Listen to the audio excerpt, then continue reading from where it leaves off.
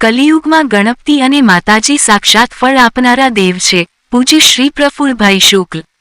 આજે બુધવારે નિત્યનિયમ પ્રમાણે વિશ્વ વિખ્યાત કથાકાર પૂજ્ય શ્રી પ્રફુલ્લભાઈ શુક્લે શ્રી ગણેશ પૂજા કરીને અભિનવ સુરત ન્યૂઝના લાખો દર્શકો માટે ગણેશજી અને માતાજીનું મહાત્મ્ય વર્ણન કર્યું હતું.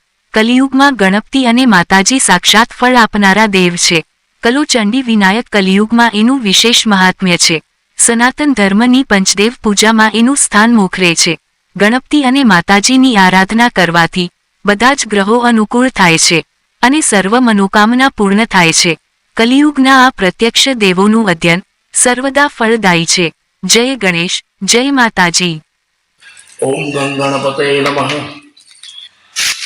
ઓમ વંશવૃદ્ધિ કરે નિત્યમ દુર્વામ અર્પયામ્યહમ. વંશવૃદ્ધિ કરે નિત્યમ દુર્વામ અર્પયામ્યહમ. નમો વ્રાતપત્યે નમો ગણપતે નમો પુનઃપત્યે નમસ્તે સુલંબોદરાય એકદંતાય વિઘ્નનાશિને શિવસુદાય શ્રી વરદમૂર્તયે નમઃ.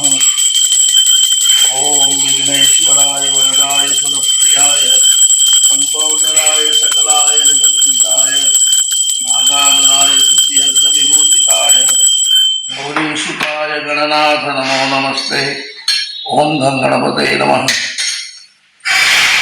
આજે બુધવારના દિવસે ગણપતિની નિત્યનિયમ પ્રમાણે પૂજા કરીને ગણપતિ અથેલો શીશનો પાઠ કરીને અભિનવ સુરત ન્યૂઝના લાખો દર્શકો માટે કલિયુગના સાક્ષાત દેવ ગણપતિ અને માતાજીની મહિમાનું વર્ણન કરવું છે.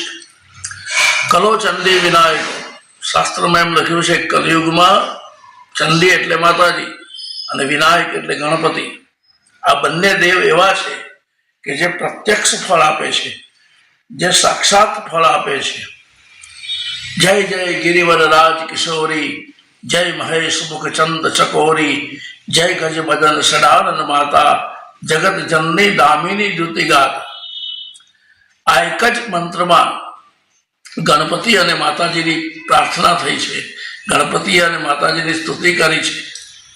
સીતાજીએ પણ જ્યારે ભગવાન શિવધનુષ ભંગ કરવા ગયા ત્યારે ગણનાયક વરદાયક દેવા આજ લગી કિને તુમ સેવા એમ કહીને ગણપતિનું સ્મરણ કરેલું. ગણેશ કલયુગના પ્રત્યક્ષ દેવ છે. જેની કુંડલીમાં રાહુ કેતુ ખરાબ હોય, જેની કુંડલીમાં ગ્રહો પ્રતિકૂળ હોય, એણે તો નિત્ય ગણપતિ ઉપાસના કરવી જોઈએ, નિત્ય ગણપતિ સાધના કરવી જોઈએ. ગણેશને દુર્વા અર્પણ કરવાથી વંશની વૃદ્ધિ થાય છે. વંશ વૃદ્ધિ કરે નિત્યમ દુર્વામ અર્પયામ્યહમ. એ જ રીતે માતાજી દેહી સૌભાગ્યમ આરોગ્યમ દેહી મે પરમમ સુખમ રૂપમ દેહી જયમ દેહી યશો દેહી દિશો જહી. મારી પાસે માગી શકાય છે કે હે માં, મને રૂપ આપ, મને યશ આપ, મને વિજય આપ અને માં મારા શત્રુઓનો નાશ કર. માની આગળ આટલી પ્રાર્થના કરીએ પછી કંઈ જ કહેવાનું રહેતું નથી. બધું જ માં ભગવતી સંભાળે છે. આ ભગવતી રાજરાજેશ્વરી જગદંબાનો મહિમા છે. અને આજે બુધવારના દિવસે ગણેશ પૂજા કરીને નિત્ય નિયમ પ્રમાણે ગણપતિની આરાધના કરીને એના ચરણોમાં પ્રણામ કરીએ છીએ. બોલો ગણપતિ ગજાનંદ કી જય.